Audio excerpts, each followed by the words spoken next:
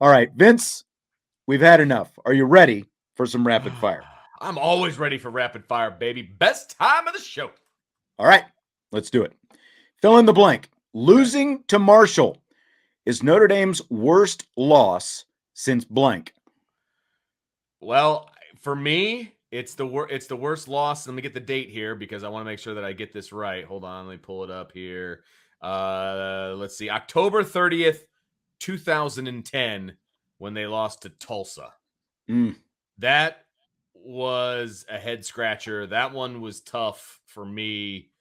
That's the one I'm going to go with. The loss to Tulsa was just terrible.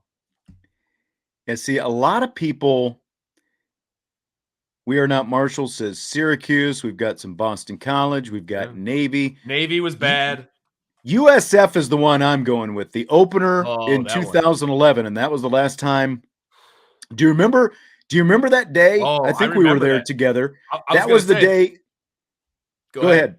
Yeah, no, you were on the roll. I'm sorry. I started to interrupt you. Well, that was the day that there was the thunderstorms and they had to evacuate the press box. And, like halftime was like an hour and a half as opposed to 30 minutes or whatever it was. And then they go out there and lose as well. And it's like, again, it's South Florida. I realize Skip Holtz and all that different stuff. And everyone's got their different choices. But I've got to say South Florida because it's like the first time South Florida, it's very similar to me. It's like very, a mid-major group of 5 program coming into Notre Dame Stadium, and it's supposed to be a pushover type win, and instead they kick your butt and walk out of the stadium with a victory. So it was very, again, like there are a lot of different ones I think that you could take your pick, because like when I first was thinking of this, I was like, well, every loss in 2016, but at some point, the kicks in the crotch, just got a little bit more numb after time. But yeah, the South Florida one is the one that sticks out to me, but that Tulsa one is no easier, I think.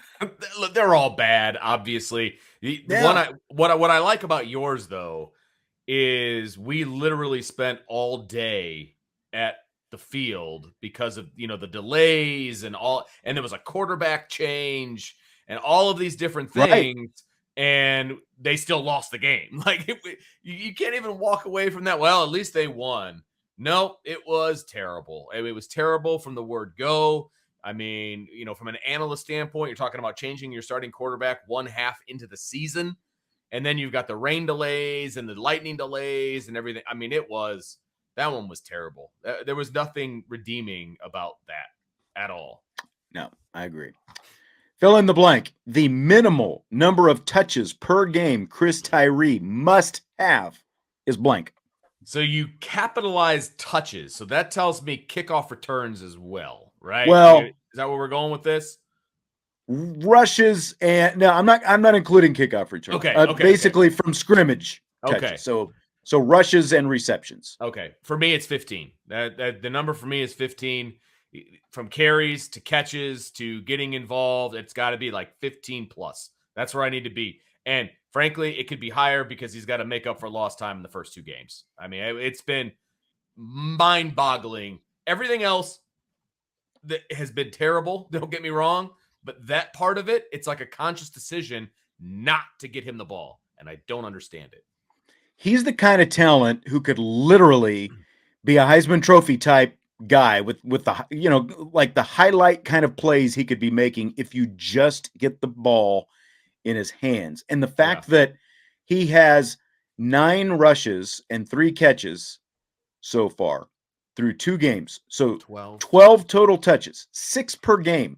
Terrible. Last year, he was averaging 6.6 touches per game, and that was with Kyren Williams in front of him. Right. And Kyren Williams was getting 20 touches per game last year. There is no reason that Chris Tyree should only be touching the ball 6 times. To me, I said the minimum is 12, but you're probably right. It needs to be between probably 15 and 20, but the minimal, like if the flow of the game, whatever, he needs to have at least twice as many touches as he's getting right now. And you're probably right. It needs to be closer to 15, but I would put it even at 12 right now, because that doubles what he's getting so far. Terrible. I mean, just when you're struggling offensively, why do you not put the ball in one of your best playmakers' hands? I have a hard time understanding this, if I'm being honest. So we'll see. We'll see. Yep. Sam says if they gave him 15 times against Cal, I might even be more mad they haven't given him any chance. Yeah, you're probably right. It's just going to tick you off because if you give it to, I guarantee you this, if you give it to him 15 times, one of those is going to go for at least 30 yards. Absolutely. At least. Absolutely. Yes. He's that dynamic of a player. Yes. Right. And that's what they're lacking. I saw a national guy right over the weekend. Well, Notre Dame doesn't have any dynamic players other than Tyler Buckner. They do. They're just not using him. Right. Yeah.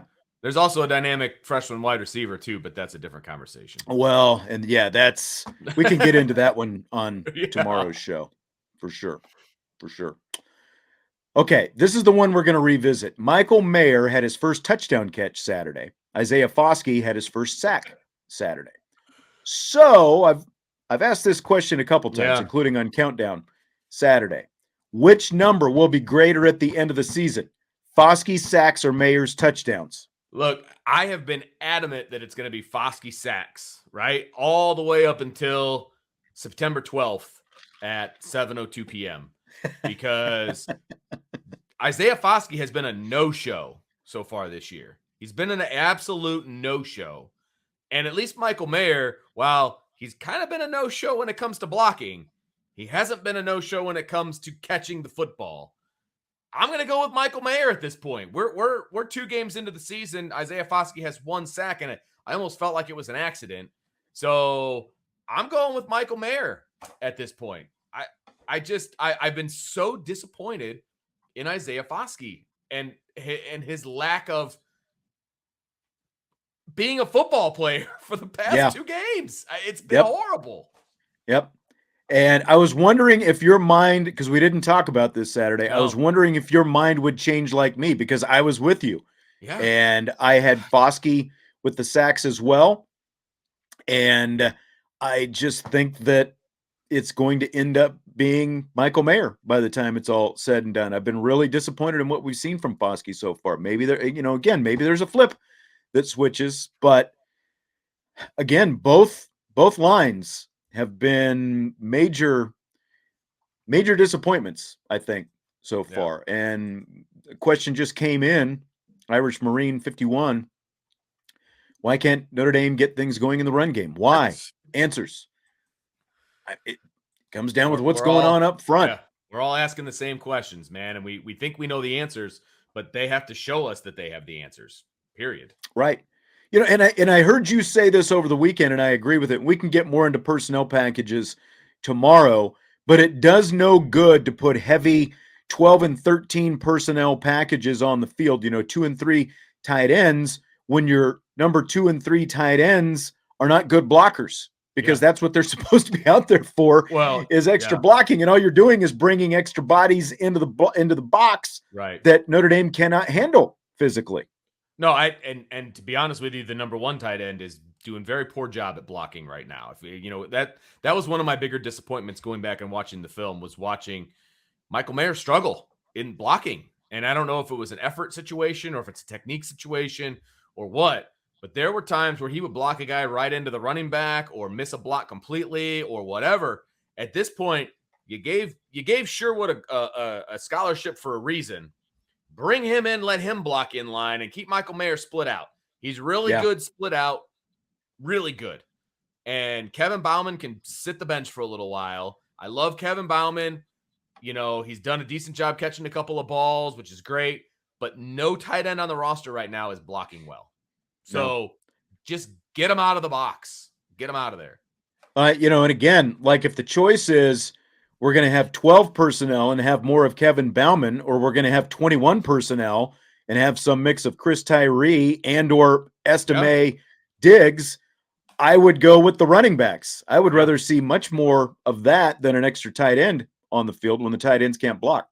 And, again, like I'm of the opinion that, like if you were this big physical team that we thought they were going to be, okay, then it makes sense to have the heavy personnel on the field. Right. But I think they have a much better chance of running the football with 11 personnel and having guys spread out, open the field up, get guys out of the box with that. I think that can potentially, I guess it's kind of a little bit more finesse, but I think that can open up the run game more than what they're doing right now by trying to bring more guys into the blocks when they can't push them off the line. No, you're absolutely right. And if they insist on having more blockers in the box, I agree with We Are Not Marshall. Can't we bring in another lineman and make them an eligible receiver to shore up the run game? You don't even need to make them an eligible receiver. Keep the lineman number on them. It doesn't matter. That's fine. Go for it. Get somebody in there who can block. The problem is they can't find 5 linemen to block either. So are you going to be able to find a 6th? I don't know. So, I mean, there's still a lot of question marks here, and none of them are really being answered at this point. I mean, if there's someone who should know offense, it's a guy named Bill Walsh. And Bill Walsh says the extra tight end seems to make things worse. I mean, you need a guy like Tom Rathman. Just bring a big fullback in, and that's the answer. But that's what you're talking about with bring in the kid you just gave a scholarship to. You gave it to him for a reason. Let's see if he can block. Yep. Okay, so the Dan Patrick Show tweeted this today. Who's in the worst shape right now? Nebraska, which we'll talk about more in depth in a minute, Notre Dame, Texas A&M, or the Dallas Cowboys? I mean, 3 of those 4 teams still have a head coach.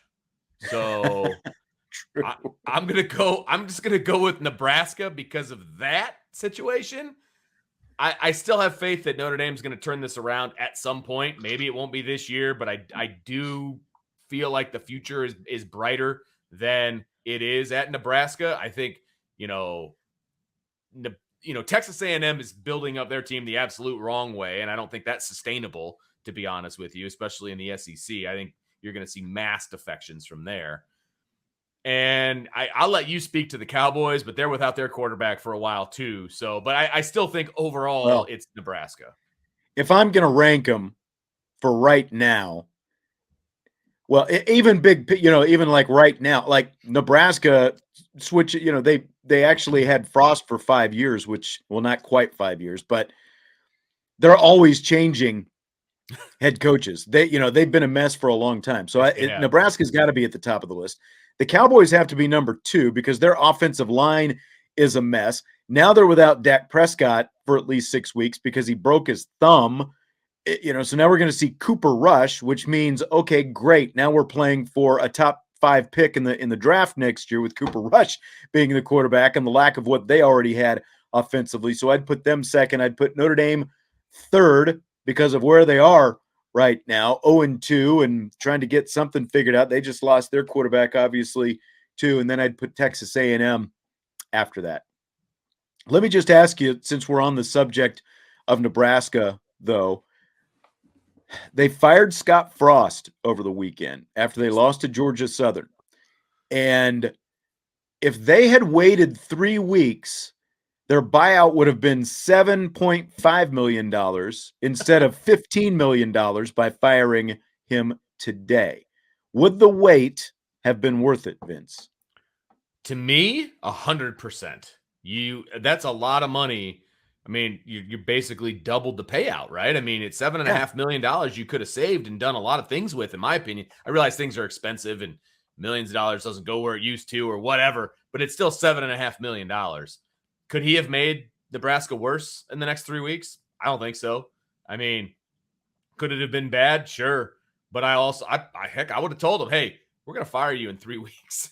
Or, you got 3 weeks to fix this thing or whatever. But no, I would have waited. I would have waited. And yes, it would have been a financial decision, but I would have waited.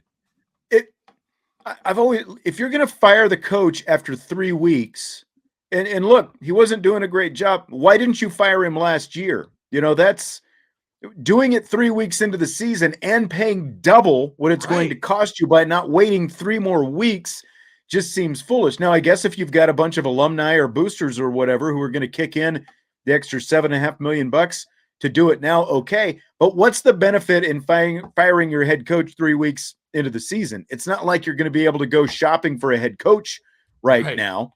All it does is start speculation to other schools already on who's going to lose their coach next year, which you've already got lists of who the candidates are and all that kind of stuff. And I'll just say right now, leave Lance Leopold alone. Kansas just beat West Virginia, the upset that I called last weekend. I need him for at least a couple years. I mean, they've got to get to a bowl game once before you let him go. But it makes no sense. If you're going to fire a head coach 3 weeks into the season, you should have fired him at the end of last year. I realize he's an alum and all those different things. And then just on top of the fact, I saw this today. Since 2005, with all these coaches Nebraska has fired, they have paid $50 million in buyouts in the last 17 years. $50 million in buyouts in the last 17 years. That shows you, that shows you what a bad state Nebraska football is in. And they're just stupid to fire him and pay that much more to fire him and not just wait 3 weeks to do it. There's nothing that you gain by doing it now that you wouldn't have got by waiting until October 1st. Yep. I completely agree. It's not like they're going to replace him in the next 3 weeks. You know what I mean? And I think Antoine in the chat said that as well. Waiting doesn't hurt you at all. No. I mean, you have already decided that this season is over because you're firing your head coach. So another 3 weeks is going to make zero difference. Yep. The only difference it's going to make is you're going to be $7.5 million richer by the end of it. And you decided to give that money to him. And now he's got $15 million in his back pocket to not coach, which is. Well, and Chi-Town is right. They deserve it for being awful. Frank Solich was winning 9 games a year, and they're lucky to get half of that in the time, in the however many years it's been now since they fired him. T-Roy Jenkins, maybe we should hire Jason Garrett as the offensive coordinator so we don't have to listen to him in the booth. We'll address that tomorrow. Are you telling me I'm going to have to watch that game again and listen to the commentators? Is that what you're trying to tell me? Let's listen to we'll listen to part of it. Yeah. Because I know you probably turned it down and I forwarded through a lot. I've got a few thoughts. Fair enough. So it was pouring down rain in Chicago yesterday. Bears caught a lot of grief for their field conditions at Soldier Field. Is the criticism fair or foul, Vince? Well, look, so in the preseason, the field looked terrible. It was terrible. Remember that big chunks coming out and it was a disaster. It was a safety concern, all of it. So they literally replaced the entire field last week. They replaced it. It's brand spanking new. And then they get torrential downpours all day long. I mean, you can't blame God for the field. I mean, it's like, I think it's foul at this point just because they were having to deal with all of the weather and the rain. And I mean, it was just nonstop. There's nothing you can do to control that. And frankly, it was really, really wet. Maybe it should have drained better or whatever. That's kind of over my head as far as the engineering of a field is concerned. But they just put in a brand new field. What more do you want? That's exactly it. I mean, they need to get out of Soldier Field, but the field itself, it's the stadium that's the bigger issue. The field itself, raining the way it was raining yesterday, like you said, I have no idea what the drainage underneath looks like, but that is as hard as I've seen it rain during a football game in a long time. And I don't care where you are and what kind of field you have, you would have had bad field conditions with it raining as hard as it was raining yesterday. And we were supposed to get more of it here in South Bend. We didn't get it quite as bad as they got it in Chicago. It was just dumping on them. I saw this video of a guy who was standing there with his popcorn and the water's just gushing down and it's filling up his popcorn bucket. And he dumps out his bucket and he's like, "What? My popcorn's gone." And it's like, there's a lot of things that you can bag on the Bears about, but again, you can't control the weather. And unless you're playing in a dome stadium, which, they want to build a dome, but unless you're playing in a dome stadium, I don't see how you can knock the Bears for what that field looked like. Rain is rain. You can't do anything about it, no matter where you are. Nope. I completely agree with that. They did everything they could. They were squeegeeing the field, but I mean, it was constant rain. And when you get constant rain like that, there's just nothing you can do about it. I mean, it just is what it is. Yep. Now, on that subject, fill in the blank. It's blank that Bears punter Trenton Gill was flagged for unsportsmanlike conduct when he brought a towel on the field yesterday to wipe down the spot where the Bears were trying to kick a field goal. And so because of the penalty, 5 yards pushed him back. They ended up punting instead. What do you think about that one? I think that rule is stupid, first of all. I mean, in the past, and you're going to have to help me out because you know how bad I am at historical trivia in sports, but Right. didn't they use like a plow to plow over where the kicker was going to kick in the Way snow? back in the day at the Patriots game. Yeah, I Right. think it was banned after that happened, but I Okay. don't think that So it's in direct. yeah. Okay, that's fair. But at the same time, what's the difference? Well, why can't you? I mean, it's not like he was picking the grass up, and like trying to find cement or something. He was just wiping it down so the guy doesn't kill himself as he tries to kick the ball. I'm sorry. I thought that rule was stupid. I didn't even know that rule existed, and it shouldn't exist. Well, and look, the way it was raining yesterday, one, I guess, for him to think that he was going to bring a towel on the field and that was going to make a difference. Good point. Good For point. one. And like, because like, what is that actually going to do when it's muddy and it's, all soggy and everything else? So, yeah, I think it's a completely stupid rule as well. Again, if it's raining like that, is it really going to hurt if you bring out a towel to kind of try to mop it up a little bit? I will say the one good thing to come out of that, the Bears won, and that was one of the coolest, most fun victory celebrations that I had ever seen after they took the last knee and the whole team went and did a, like a turf dive in the end zone. That was pretty cool. It was. I mean, look, the Bears don't get to celebrate many victories, so you might as well have some fun with it and slide in the rain and everything else. Hey, look, they're in first place in the NFC North, baby. First place. Yep. All right. Well, that's going to do it for tonight. It's been as usual, very live chat here tonight, which I guess has it been this crazy all weekend?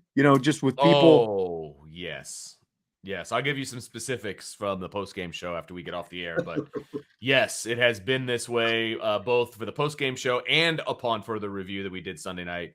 No doubt about it. But again, as I said when we first opened the show, the fans are what pay our bills. And that's right. we love every one of you guys. And absolutely, you guys are allowed to go off the deep end when, frankly, I can't think of another situation where it's more deserved at this point. So hopefully they can right the ship and get things moving in the right direction. And for all the Drew Pine fans out there, I hope that he is who you think he is.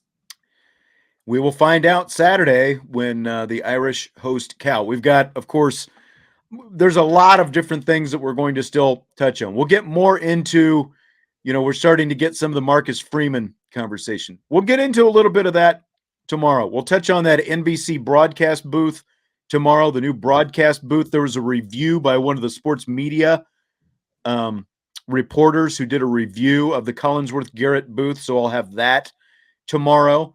Wednesday, of course, is our mailbag show. So, a lot of comments running through here right now. So make sure you're here Wednesday when we do the actual mailbag show. And we've got more throughout the course of the week as well. So I wish we had more fun things to talk about, but someday.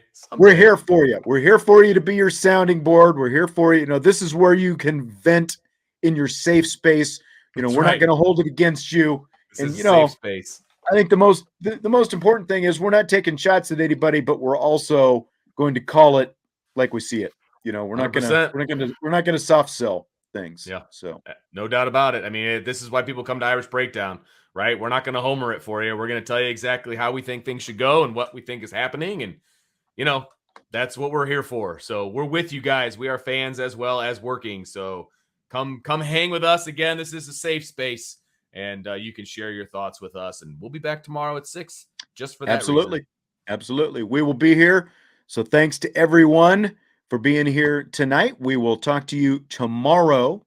I know that there's a lot of different things going on, right? I love it when people just start, like they've got their own little world going on in the chat. And we're just kind of here. But we will be here tomorrow. Don't forget, like, rate, review, subscribe, all that good stuff. Talk to you mañana on IB Nation Sports Talk.